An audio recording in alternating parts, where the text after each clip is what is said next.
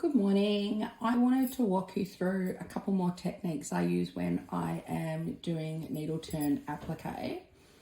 I am doing something, I guess, that's a little bit unusual for me in that I've already got part of a design onto my quilt. Normally, this is a circle that is going on. I would normally put the whole of that on at one time, but because I'm designing this quilt, or I was designing it when I chose that element, that I put part of it on so that I could see what it looked like. And at the time, this part of the quilt wasn't actually constructed.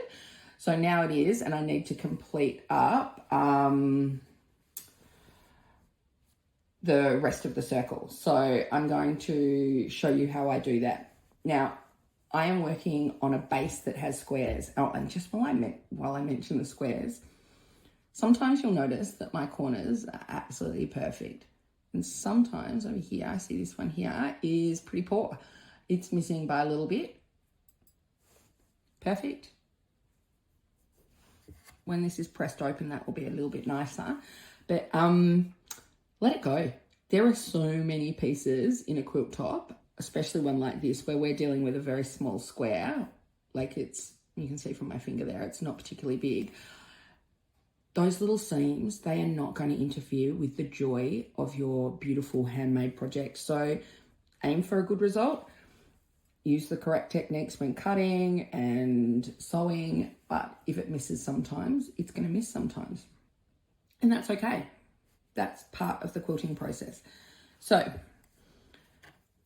because I've got these base squares and I've just overlapped down here, so that part's on and that's just my thing, the part of the bias I'm putting on, I'm just going to pin it to this point here, which is where I know my circle needs to come through. And that's just opening up a little bit there. Don't worry, I'm going to come back and fix that. So I want a gentle curve that's going to look like a circle. You can see some of it there. And I use little applique pins with my bias binding. And I've made my bias binding, probably should have mentioned this earlier, with one of these clover tools. I think, I'm not sure, I've lost the instructions to mine so long ago, that you're meant to cut your bias that width and then it comes out this width. I always cut 1/4 of an inch wider in total across this length, and it just gives me a little bit more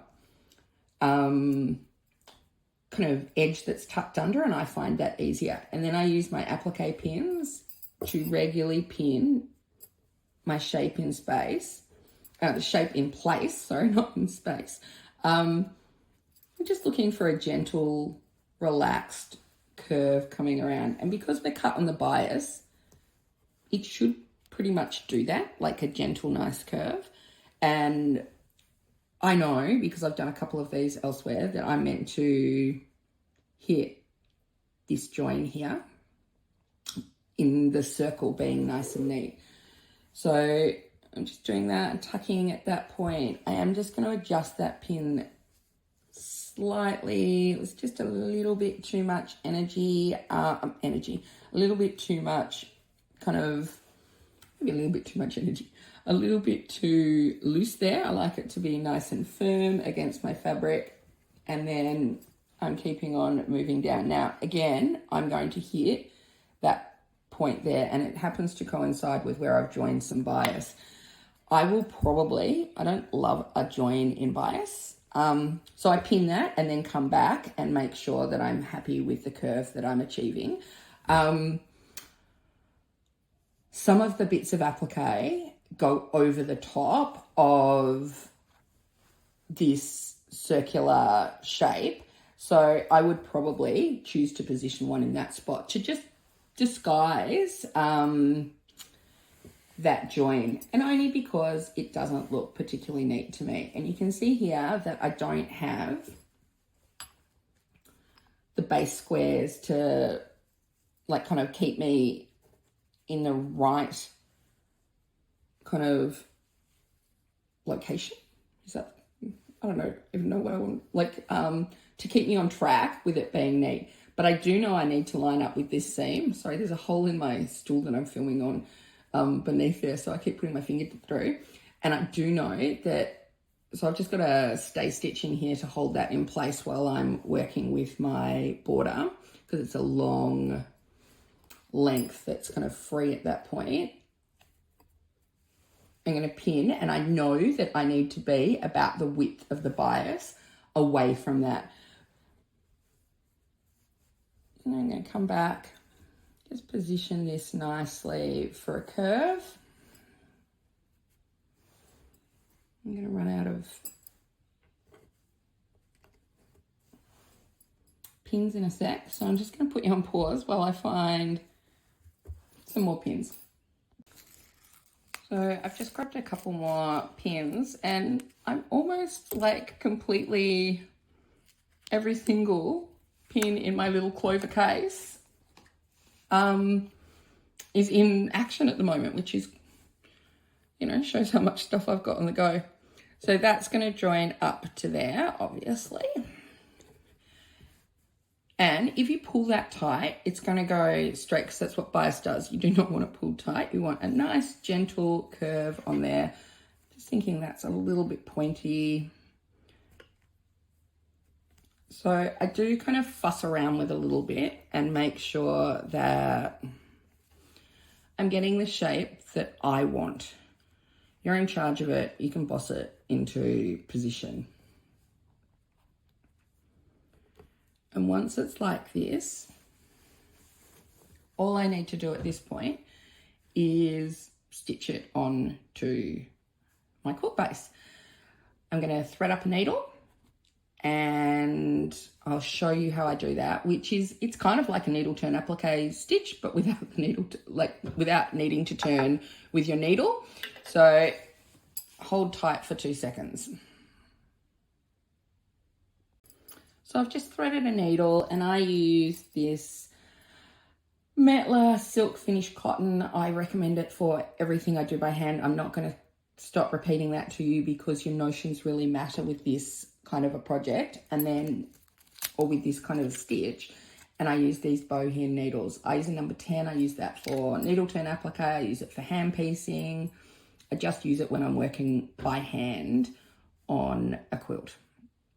So I'm just going to play around with this a little bit because it's loosened up just on that join there, and it will be not so neat.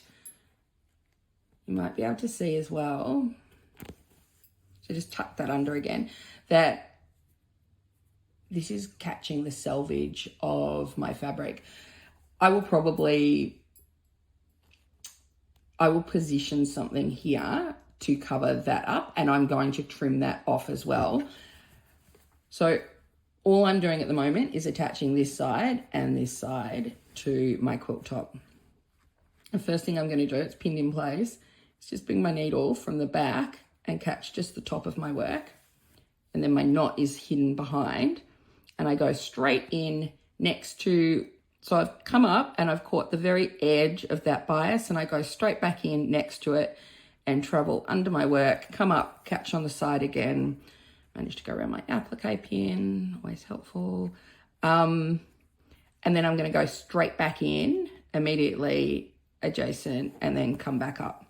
Now, when you have got a very fine stripe, or if you're not cut on the bias, you would be able to position all your stitches in the lighter color and have even less visibility.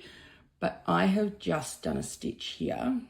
You might be able to see it tinily, but you are not dealing with a very big stitch. So I do that if I can, like hide it in a lighter bit. But I'm also not fussed if I can't. I use this color thread for all my needle turn. I do not color match, but you absolutely can if you want to. I'm more a minimalist on the notions that I use. And so you just kind of come around, and the difference between this stitch, it's kind of an applique stitch rather than a needle turn applique stitch, is that I don't have to turn because it's already been ironed in place and pinned.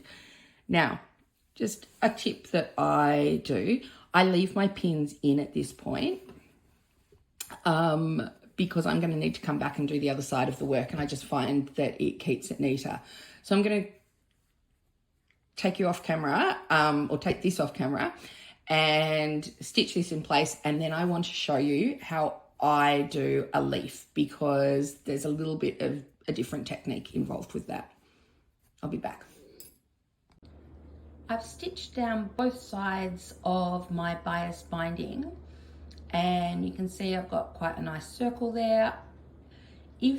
As I said, I was placing my circle with the guidance of the squares underneath. If you're doing bias where there is no kind of leaders like that, I mark with a pencil or sometimes a styler water erasable pen to where I'm going to want my bias to lie. But on this one, you can see over here, this one's already complete. That's what I'm doing here. So I have some leaves already in position, and I'm just going to put another leaf. I should just mention as well that it's quite rainy here today, so you can probably hear the rain onto our tin roof. I love that sound, but if that is annoying for you, apologies. So there's where my bias joins up together. If that was going to be uncovered, I would have folded over that edge, but I was planning on putting a little element there, which is a circle, and I have that other YouTube video on how I needle turn applique. And thank you to everybody that commented how helpful they found it and sent me messages and sent me photos of their work even. I really, I still feel a bit like I don't know what I'm doing on YouTube. Is this worth doing? It takes time. Is this useful to somebody? Anyway, I really appreciated those messages. It did make me think, oh, well, some people like it. So today, I'm gonna move that forward a little bit, just move you back this way a little bit. And sorry, there's light coming in this way because I'm near a window because of the light. I mean, because it's dark and rainy today. So I want my leaves to look like they're growing from this circle, like they're a stem, a wreath. So I want that point there that I've drawn on the top of my fabric with my grey lead pencil to hit to this point here. And that's my most important point. Where everything else lies doesn't really matter because it's just kind of a leaf in my design and it's a bit of a freeform design. So I'm just going to pin that in place there, and then I'm going to put at least one more pin, probably two, holding my shape in place. So those applique pins are really useful because they tuck out of the way. This one will have to be removed because I've pinned almost into that point.